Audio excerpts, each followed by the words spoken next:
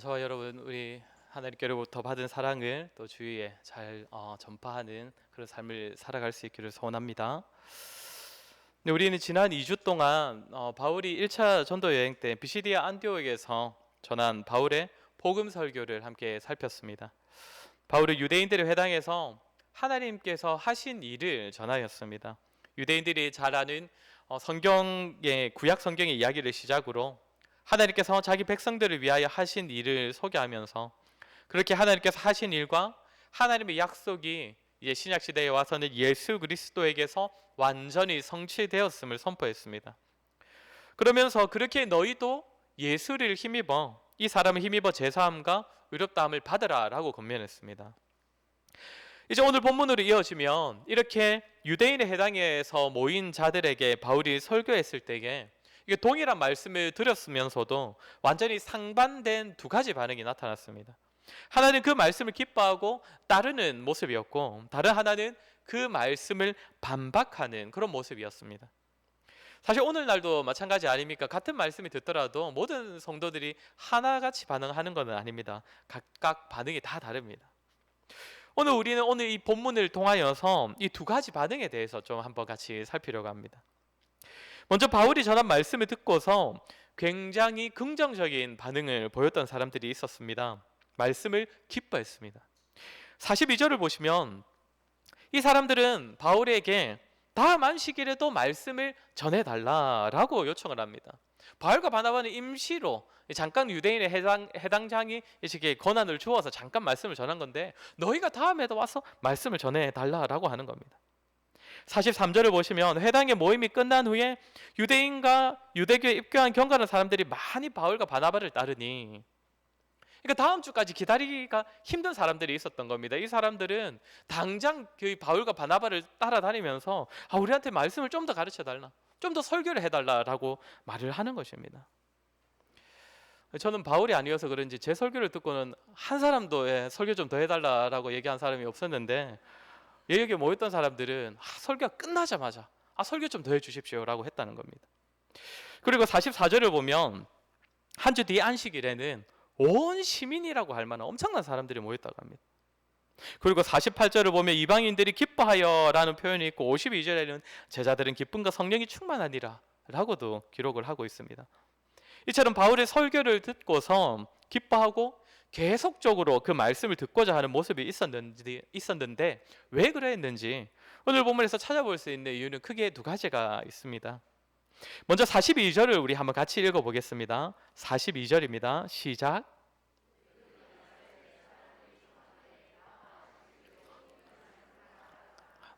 이 사람들이 지금 바울에게 다음에도 말씀을 좀 계속 전해달라고 하는데 무엇을 듣고 싶어 하는 겁니까? 어떤 말씀을 해달라고 합니까? 이 말씀이라고 합니다. 이 말씀. 여기서 말하는 이 말씀은 무엇이겠습니까? 우리가 지난 2주 동안 살폈던 바울의 설교, 바울이 전했던 복음입니다. 그러니까 이들이 기뻐서 계속적으로 듣고 싶어 하는 그 말씀은 구원의 소식이라는 것이죠. 타락하고 완악하여 하나님을 거부하고 죄만 짓는 사람들을 하나님께서 얼마나 오래 참으시고 그들을 사랑하시는지, 마침내 보내주신 예수 그리스도로 말미암는 구원까지 이 복된 소식을 계속적으로 듣고 싶어 하는 것입니다. 43절에서 바울은 이렇게 자신들을 졸졸 따라오면서 더 듣고 싶어 하는 자들에게 뭐라고 합니까? 항상 하나님의 은혜 가운데 있으라 라고 권면합니다. 맨날 율법과 절기에 목을 매면서 자신의 행위 때문에 혹 구원에서 떨어질까 봐 벌벌 떠는 자들에게 바울은 하나님의 은혜 가운데 있으라, 더 이상 너희가 행하는 행위에 의미를 두지 말고 은혜의 복음을 붙잡으라, 하나님의 은혜를 바라보라고 권면한 것입니다. 바울이 전한 말씀에 기쁨으로 반응했던 자들이 왜 기뻐했는지 아시겠습니까? 말씀 가운데 전해지는 복음을 들었기 때문입니다. 말씀 가운데 나타나는 구원의 소식을 들었기 때문입니다. 율법에서는 절대로 볼 수 없었던 구원의 빛을 말씀을 통해 보았기 때문입니다. 그래서 이들은 복음을 한 번 듣는 것에 그치지 않습니다. 이 구원의 소식이 너무 좋아서 계속적으로 듣고 싶어하고 말씀 가운데 다시금 하나님의 사랑과 자신들의 구원을 확인하고 그 감동을 마음에 또 새기고 싶어서 바울이 졸졸 따라다니기도 하는 것입니다. 사랑하는 성도 여러분, 우리가 말씀을 기뻐할 수 있는 이유가 무엇입니까? 이 말씀에 복음이 있기 때문입니다. 이 땅에서 얻는 복 정도가 아니라 자그마치 천국에 이르는 복이 말씀을 통하여 우리에게 주어지기 때문입니다. 그래서 성경은 아예 말씀이 우리에게 구원을 주는 것처럼 표현을 하기도 합니다. 베드로전서 1장 23절을 우리 한번 같이 보겠습니다. 베드로전서 1장 23절 말씀 한번 같이 읽겠습니다. 시작. 너희가 거듭난 것은 썩어질 씨로 된 것이 아니요 썩지 아니할 씨로 된 것이니 살아있고 항상 있는 하나님의 말씀으로 되었느니라. 아멘. 베드로 여기서 뭐라고 합니까? 우리의 거듭남이, 그러니까 죄인에서 의인으로 다시 태어나는 것이 살아있고 항상 있는 하나님의 말씀으로 되었다고 합니다. 물론 엄밀히 따지면 우리의 거듭남, 우리의 구원은 다 하나님으로 말미암는 것이지만 하나님께서는 말씀으로 자신의 구원을 우리에게 나타내시고 복음을 전하셨기 때문에 베드로는 말씀이 곧 우리에게 구원을 이루는 것처럼 그렇게 말하는 것입니다. 이렇게 말씀 가운데 나타난 구원이, 그 복음이 오늘 이 본문에 나타난 이 청중들의 기쁨이 되었던 것입니다. 사랑하는 성도 여러분, 말씀을 기뻐하십니까?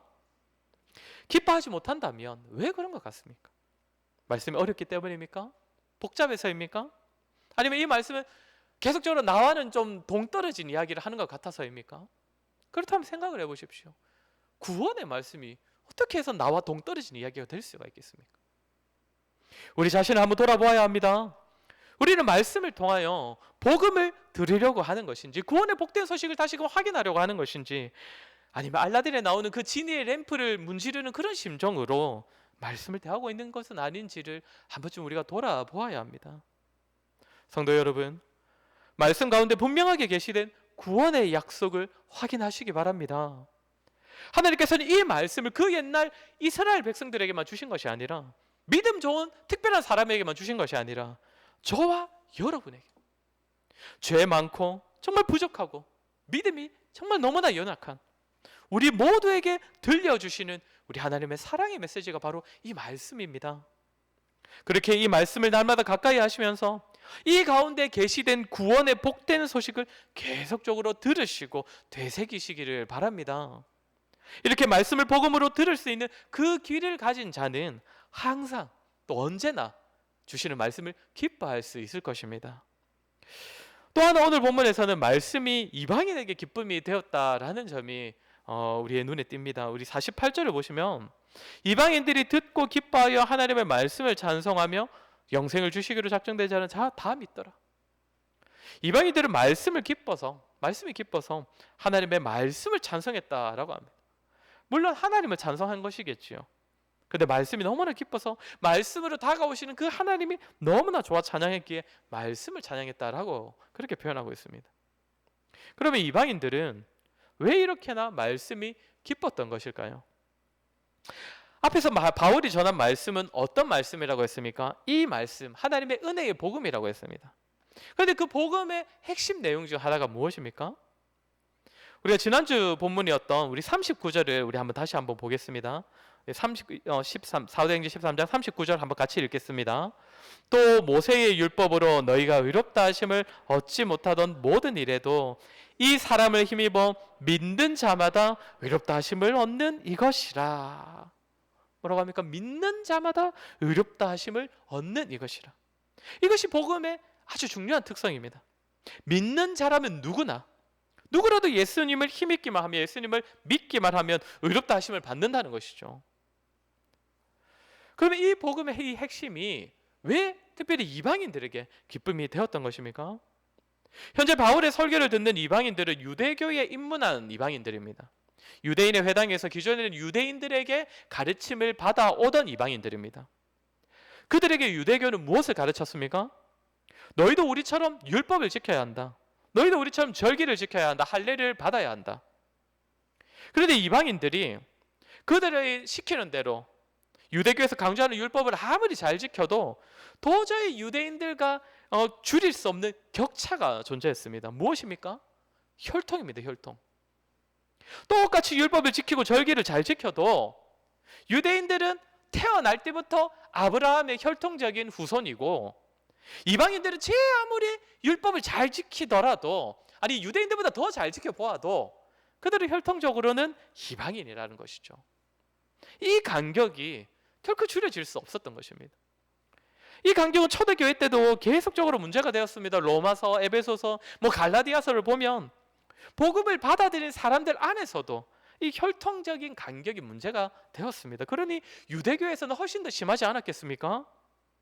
그런데 이렇게 유대교회에서는 정말 그런 혈통적 한계를 느꼈던 이방인들에게 바울이 뭐라고 합니까? 믿는 자마다, 이방인도 유대인도 상관없이 믿는 자마다 의롭다 하심을 받을 수 있다. 그리고 47절에서는 또 뭐라고 합니까? 우리 47절 한번 같이 읽어볼까요? 주께서 이같이 우리에게 명하시되 내가 너를 이방의 빛으로 삼아 너를 땅 끝까지 구원하게 하리라 하셨느니라 하니, 아예 하나님께서는 이방인들만은 특별한 사역자도 세워주셨다고 합니다. 지금 설교하는 바울 자신이 그렇지 않습니까? 그러니 이방인들이 바울에게 이런 말씀을 듣고 또 바울이 나는 이방인의 빛을 전하는 자다 이런 이야기를 들었을 때 얼마나 기뻤겠습니까? 이방인들은 바울의 말씀을 들을 때에 구원의 기쁨과 더불어 늘 마음의 짐이 되었고 부담과 억눌림을 주었던 그 요소로부터 해방되는 기쁨을 누렸던 것입니다. 구원을 찾아 유대교에 들어왔는데 거기서는 해야 할 일들만 점점 쌓이고 지키지 못했을 때의 부담감만 점점 더 커지고 또 아무리 열심히 살아도 혈통적 유대인들과는 차별된 존재라는 그 사실 때문에 주눅 들었었는데 이제 바울을 통해 선포된 말씀으로 인하여서 이 모든 것이 다 해소가 되는 것입니다. 부담감들, 주눅들게 만들었던 마음의 눌림이 되었던 그 모든 요소들이 말씀을 통해 다 해결되고 위로받고 또 자유함을 누리게 되었던 것입니다. 우리가 말씀을 기뻐할 수 있는 또 하나의 이유입니다. 말씀은 우리에게 구원의 복된 소식을 전해줄 뿐만 아니라 우리가 일상에서 겪게 되는 문제들, 특히 우리의 마음을 힘들게 하고 우리의 마음을 억누르는 문제들로부터 해방시켜 줍니다. 말씀이 곧 우리를 자유하게 하고 우리를 위로해 주고 스스로의 힘으로는 결코 찾지 못하던 소망을 이 말씀이 우리 안에서 자라게 한다는 것입니다. 로마서 15장 4절 말씀인데 우리 한번 로마서 15장 4절 말씀 한번 같이 읽겠습니다. 무엇이든지 전에 기록된 바는 우리의 교훈을 위하여 기록된 것이니 우리로 하여금 인내로 또는 성경의 위로로 소망을 가지게 함이니라. 아멘. 여기서 바울은 성경에는 우리를 위한 교훈이 기록되어 있어서 우리가 성경을 통해 인내와 위로를 얻고 나아가 소망을 가지게 된다고 합니다. 우리가 힘들 때에 주어지는 위로, 우리가 견뎌야 할 상황에서 가져야 꼭 반드시 필요한 인내, 막막한 상황에서 우리에게 필요한 소망, 이것이 다 우리에게 허락하신 하나님의 말씀에서 비롯된다는 것입니다. 그렇게 사랑하는 성도 여러분, 일상의 문제들 앞에서도 말씀의 자리로 나아가시기 바랍니다. 위로가 필요하고 소망이 필요한 때에 말씀을 가까이 하시기 바랍니다. 그래야 일상의 여러 가지 어려움들이 말씀으로 해소되고 극복되는 그 기쁨을 누리시길 바랍니다. 성경의 수학 문제의 정답이나 과학의 원리가 기록된 것은 아니지만 우리의 소망 되시는 하나님을 우리가 말씀에서 만날 수 있습니다. 우리는 말씀에 계시되 하나님을 만날 때에 우리를 골치 아프게 하고 우리를 어렵게 만드는 모든 문제들이 사실상 하나님 안에서 바라보면 정말 아무것도 아님을 깨닫게 됩니다. 그래야 말씀 가운데 우리는 위로받고 인내할 수 있는 힘을 얻고 다시금 소망을 붙잡을 수 있는 것입니다. 일상의 문제들 앞에서도 참으로 말씀을 가까이 하는 저와 여러분들 되기를 소원합니다. 이번에는 말씀을 기뻐하지 못하는 자들의 모습을 같이 살피겠습니다. 우리는 이들에게서 우리가 때때로 말씀을 기뻐하지 못하는 그때의 모습을 발견할 수 있을 것입니다. 45절을 보면 우리 45절 같이 한번 읽겠습니다. 유대인들이 그 무리를 보고 비방하거늘, 이들이 어떻게 했다고 합니까? 바울이 말한 것을 반박하고 비방했다고 합니다. 바울의 가르침을 부정했다는 것이죠. 그럼 왜 그렇게 했겠습니까? 자신들이 기존에 알고 믿고 또 가르쳐오던 그 내용들과 완전히 달랐기 때문입니다. 그래서 반박을 한 것이죠. 바울은 하나님께서 거저 베푸시는 은혜의 복음을 전했지만 유대인들은 율법과 절기를 지키는 것을 더욱 중요시했고 바울은 하나님께서 은혜로 주시는 것이 정말 풍성하다라고 했는데 이 유대인들은 자신들의 혈통과 행위에 따라 하나님께서 주시는 것이 더 많다, 더 풍성하다라고 그렇게 믿고 가르쳐 왔습니다. 한 평생을 율법과 절기에 매여 살아가던 자들에게 바울이 나타나서 은혜의 복음을 전하니 유대인이나 헬라인이나 하나님 앞에서는 오직 믿음으로 의롭다 하심을 받는다라고 전하니 사실상 유대인들은 얼마나 불편했겠습니까? 자신들이 평생 붙잡아 오던 그 가르침을 부정하는 말씀을 전하고 있기 때문에 자신의 믿음과 자신의 행위와 자신들이 붙잡았던 그 가치를 다 부정하는 이 바울의 가르침을 도무지 기뻐할 수 없었던 것입니다. 사랑하는 성도 여러분, 오늘날 성도도 동일합니다. 말씀이 계속적으로 자신에게 네가 틀렸다라고 말하고 자신이 살아오던 그 삶을 부정하고 말씀이 우리 자신이 붙잡았던 그 가치를 비판하면 그 말씀을 우리가 기쁨으로 받아들이기가 마냥 쉽지는 않지 않습니까? 자신이 붙잡고 살아왔던 가치와 그 상식을 말씀이 계속적으로 틀렸다면서 뒤집어 엎을 때에 많은 성도들이 그 말씀을 기쁨으로 받지 못할 것입니다.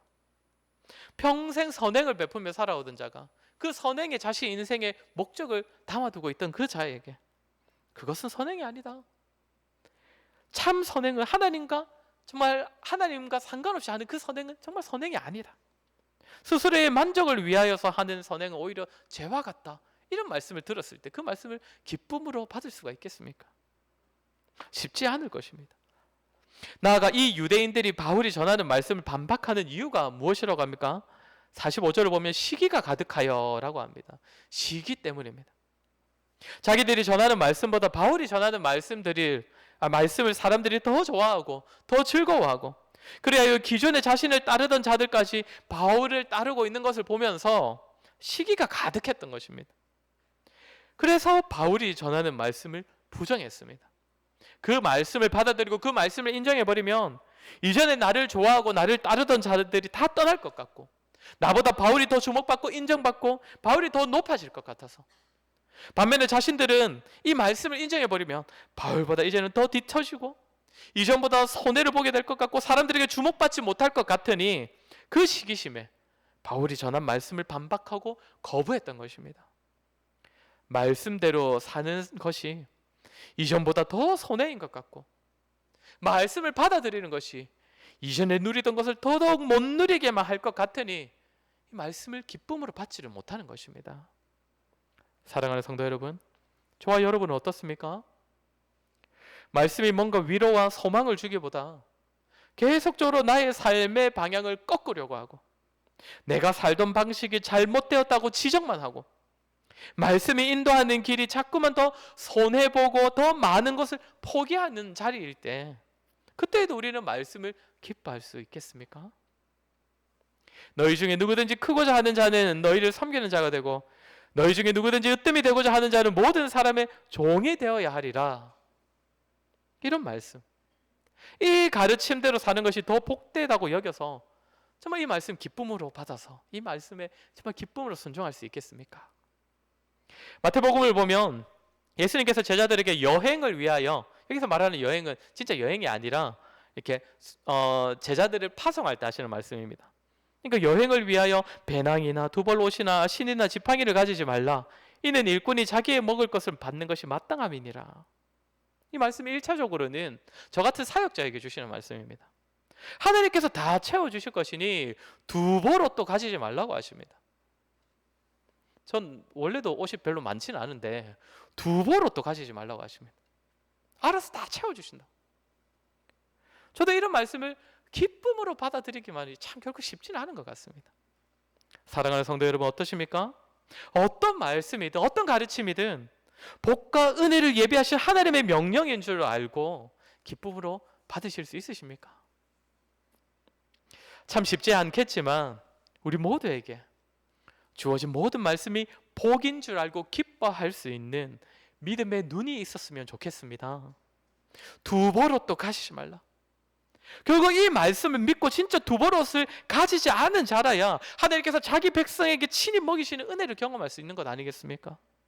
누구든지 크고자 하는 자, 으뜸이 되고자 하는 자는 다른 사람의 종이 되고 섬기는 자가 되라 하시는데, 내가 다른 사람의 종이 되고 섬기는 자 되면 나만 고생하고 나만 손해보는 것 같지만 결국 이 말씀을 믿고 따르는 사람이라야 세상에서는 결코 경험할 수 없는 천국의 질서를 맛볼 수 있을 것입니다.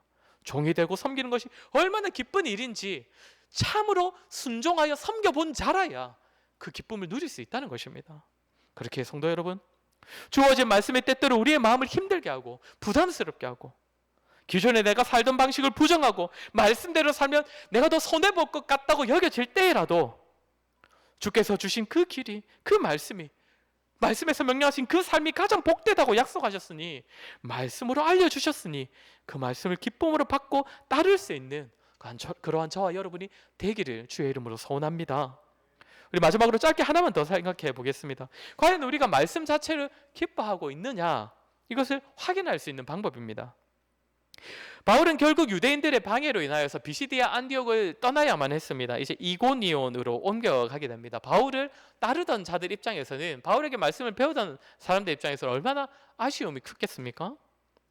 그런데 오늘 마지막 구절에는 뭐라고 합니까? 52절을 보시면 제자들은 기쁨과 성령이 충만하니라. 여기서 말하는 제자는 바울과 바나바를 뜻하는 것이 아니라 바울에게서 말씀을 듣고 가르침을 받은 그 사람들을 의미합니다. 근데 이 자들이 어떠했다고 합니까? 비록 바울과 바나바는 떠나버렸지만 이제 그들에게서는 직접 말씀을 듣지 못하지만 여전히 기쁨이 그들에게 있었다고 합니다. 왜 그렇습니까? 비록 바나바와 바울을 함께 할 수 없어도 말씀은 여전히 그들과 함께 하기 때문입니다. 바울이 아니더라도 이제는 자신들이 유대의 교회의 가르침이 아니라 바울의 가르침대로 말씀을 대할 수 있게 되었기 때문입니다. 우리 자신도 한번 돌아보아야 합니다. 우리가 말씀을 기뻐할 때도 이 말씀 자체가 정말 기쁨이 되고 있는지를 우리가 한 번쯤 돌아보아야 합니다. 많은 경우에 우리에게 말씀이 주어질 때는 반드시 사람을 통하여 주어질 때가 참 많이 있습니다. 목사의 설교를 통하여 주어지고 또 좋은 교사의 가르침을 통하여 말씀이 주어집니다. 이때 전하는 사람을 우리가 싹 지워버려도, 전하는 사람을 다 가려버려도 말씀이 여전히 우리에게 기쁨이 되는지, 그렇게 해도 기쁨이 되어야 우리가 참으로 말씀을 기뻐하고 있는 것입니다. 요즘 핸드폰만 있으면 쉽게 설교를 들을 수 있습니다. 지구 반대편 교회에 있는 목사의 설교도 우리가 찾아 들을 수 있는 시대입니다. 아마도 많은 분들이 저희 교회의 설교만이 아니라 좋은 목사님의 설교를 찾아 들으시는 줄 압니다. 참 귀합니다. 그런 모습은 반드시 필요하지요. 그러나 분명한 것은 하나님께서 우리 교회의 성도들을 위하여 주시는 말씀은 우리의 예배, 이 강단에서 들려주시는 설교 말씀입니다. 제 설교가 좋다 이런 뜻이 아니라 우리 교회 성도들에게 주시는 하나님의 말씀은 반드시 우리 교회의 예배에서 주어진다는 것입니다. 그렇게 이 말씀에 대한 사모함이 우리들에게 있어야 한다는 것이죠. 이 말씀을 기뻐할 수 있어야 한다는 것입니다. 설교를 찾아 듣다 보면, 저도 많은 설교를 찾아 듣는데요, 설교를 찾아 듣다 보면 아무래도 사람을 뛰어넘기가 참 힘든 것 같습니다. 어느 목사님의 설교가 참 좋아, 어떤 목사님이 하시는 설교는 이 말씀은 무조건 좋아, 참 그런 마음이 들지 않습니까? 그러나 그런 마음은 사실상 말씀을 좋아한다기보다 그 목사의 설교가 좋은 것입니다. 제 설교도 그런 식으로 들어서는 안 됩니다. 여러분은 사천 온누리교회 성도님이시기 때문에 저를 통해 전해지는 하나님의 말씀을 사모하셔야 하는 것이지, 제가 하는 설교는 무조건 다 좋다, 절대 그런 식으로 들으시면 안 됩니다. 아마 그런 분 안 계시겠지만 어느 목사라도 이 목사의 설교는 무조건 좋아, 아니요, 그럴 수는 없습니다. 그 목사 싹 지우고도, 그 목사가 전한 설교라는 생각 다 버리고서라도 그 말씀이 기쁠 때, 그것이 정말 말씀을 기뻐하는 것이지요. 저와 여러분, 하나님의 말씀 자체를, 그 말씀 그 자체를 기뻐할 수 있는 저와 여러분 되기를 소원합니다. 말씀을 마무리하겠습니다. 오늘 들은 말씀처럼 저와 여러분, 하나님의 말씀을 기뻐하는 자들이 되기를 소원합니다. 말씀에서 날마다 구원의 메시지를 새롭게 되새기는 자들이 되어서, 또 말씀 가운데 우리의 일상의 해답을 얻고 위로와 소망을 얻음으로써 말씀을 기뻐하는 자들이 되었으면 좋겠습니다. 그리고 때로는 말씀이 우리의 이전 삶을 부정하고 우리의 가치관을 부정하고 우리에게 손해를 요구한다고 하더라도 이 말씀대로 살아가는 삶을 가장 복된 줄로 알고 기꺼이 따르고 기뻐하는 자들이 되기를 소원합니다. 저와 여러분의 삶의 말씀이 주는 기쁨이 충만하기를 주의 이름으로 간절히 소원합니다. 우리 시간에 들은 말씀을 기억하며 우리 한번 같이 기도했으면 좋겠습니다. 저와 여러분, 이 말씀을 대하는 우리의 모습이 어떠합니까? 참 말씀을 우리가 나름대로 귀하게 생각하고 또 이 말씀에서 또 여러 가지 배울 수 있다고 여기지만 참으로 우리가 이 말씀을 기뻐하고 있는지를 우리가 한번 돌아보았으면 좋겠습니다. 정말 이 말씀이 정말 우리에게 가져다 주는 그 구원의 복된 소식이 너무나 귀하여서, 그리고 이 말씀 가운데 정말 우리 인생에 우리에게 마주하게 되는 여러 가지 어려움과 정말 그러한 또 우리의 억눌림이 이 말씀을 통하여 위로받고 해결되기 때문에 이 말씀을 기뻐하는 우리가 되었으면 좋겠습니다. 우리 시간 기도할 때 하나님, 전적으로 하나님 말씀을 기뻐하는 우리가 되게 하여 주시옵소서. 말씀 가운데 날마다 우리에게 허락하시는 그 구원의 복된 소식을 새롭게 듣게 하시고, 말씀 앞에 정말 우리의 문제들이 해결받는 그런 기쁨을 누리게 하시고, 특별히 이 말씀이 때로는 우리의 이전 삶을 부정하고 우리에게 정말 더 손해보고 정말 더 낮아지는 길을 우리에게 요구한다 하더라도 하나님께서 그 길이 복되다 하셨기에 이 말씀을 기쁨으로 받을 수 있고 이 말씀을 기쁨으로 순종할 수 있는 우리가 되게 하여 주시옵소서. 우리가 들은 말씀을 기억하며 우리 한번 같이 기도하도록 하겠습니다. 기도하겠습니다.